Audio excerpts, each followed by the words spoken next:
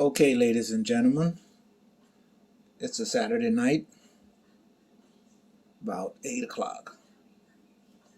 Now, tonight's video is titled, What a Black Man Will Do for Love. And it's the story of Henry Box Brown. Hello, everybody. This is the Gabby Mac Project, and I have something to say. But before we get started, let me do what I always do. Salute the people who served in the military, police forces, and firefighters. You know, the people who keep us safe and the country free. Now, with that housekeeping out the way, let's get started. Now, like I said, I'm going to tell you the story about a black man and what a black man will do for love. I don't know if I could do it, to be honest, but I digress. Because this story is about a hero, and it's about a man named Henry Box Brown. And most of you have probably never heard of him or this story. And the story begins in the 1800s, and it's about Henry Box Brown. You see, Henry Box Brown was born a slave around 1815 in Louisa County, Virginia. And by the time he was 15, he was sent to Richmond, Virginia to work in a tobacco factory. And by the standards of that time, working in a tobacco factory was a good job for a slave. Now, I don't know exactly what year it was, but Henry Box Brown met and fell in love with another slave named Nancy, and they were allowed to marry. But you see, he couldn't live with her because she was owned by a slave master on an adjacent plantation.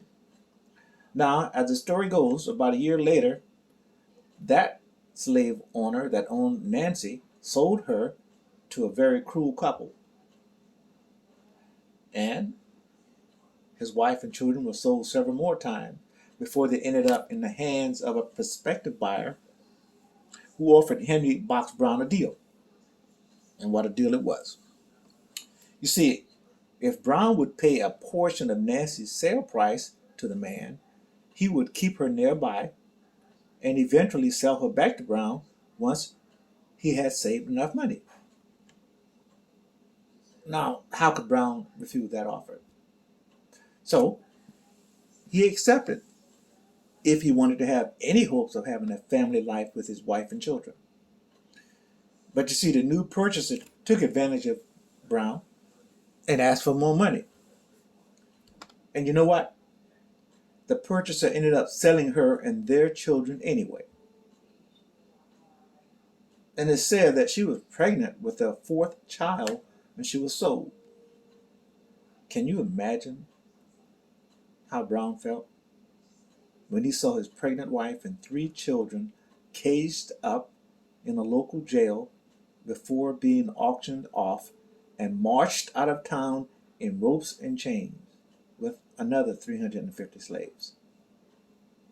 It was, I can't even imagine, to be that helpless. And a lot of people say what they would do, but during those times, not much could be done. But